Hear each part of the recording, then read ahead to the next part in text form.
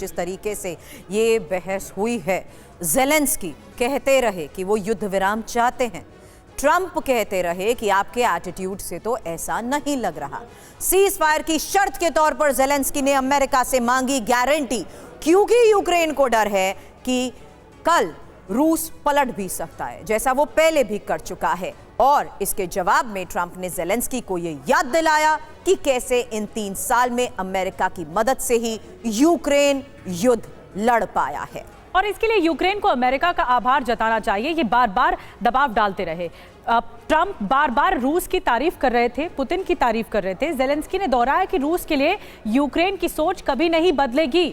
रूस एक हत्यारा है, कातिल है, हमारे लोगों का कातिल है। लाखों यूक्रेनियों को मार दिया रूस ने। जब यहां तक बात पहुंच गई तो ट्रंप ने सीधी फिर धमकी दे दी, कहा कि अमेरिका की बात नहीं मानी तो अमेरिका गेम से बाहर हो जाएगा और उसके बाद यूक्रेन कहीं का नहीं रहेगा। जब तक अमेरिका है तब तक यूक्रेन की सुरक्षा है। ज़ेलेंस्की ने यह भी दोहराया कि यूक्रेन ने अकेले भी युद्ध लड़ा है। हालांकि आपको बता दें कि ट्रंप ने कहा कि यूक्रेन ने अमेरिका का अपमान किया है। इस पर ज़ेलेंस्की ने कहा कि उन्होंने किसी का कोई अपमान नहीं किया है। हालांकि मनीष, अब इस बहस के बाद के हालात को लेकर तो हम चर्चा कर रहे हैं, लेकिन ये साफ है कि अब ट्रंप ने सैन्य मदद रोकते हुए एक्शन तो ले ही लिया है, और ये सीधा तौर पर एक्शन कहीं ना कहीं यूक्रेन को और ज्यादा वल्नरेबल बनाएगा। मनीष, देखिए, सवाल ये उठता है कि मान लीजिए कि ये कल ट्रंप और ज़ेलेंस्की में ये बहस नहीं होती तो क्या ट्रंप अलग से हथियार देते? नहीं देते। क्या ट्रंप किसी भी तरह की मदद देते? नहीं देते। यही बात ज़ेलेंस्की को पता थी।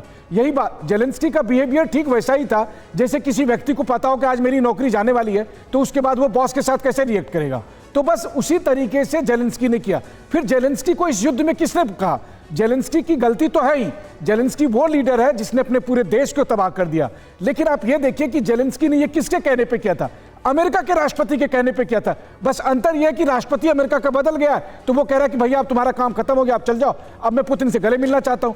इसी वजह से ये सारी असमंजस है, सारी दुविधा है, और इस दुविधा की वजह से अब ये माहौल बन गया है जहां पर रूस और यूरोप की सीधी लड़ाई हो सकती है, क्योंकि अब कम से कम डेटरेंट फैक्टर अमेरिका का नहीं बचा है रूस के सामने। बिल्कुल, लेकिन मनीष, ऐसा लग रहा है ये लड़ाई अभी की नहीं है। ये जो रिएक्शंस हैं, एक्शन रिएक्शन है, वो अभी का नहीं है।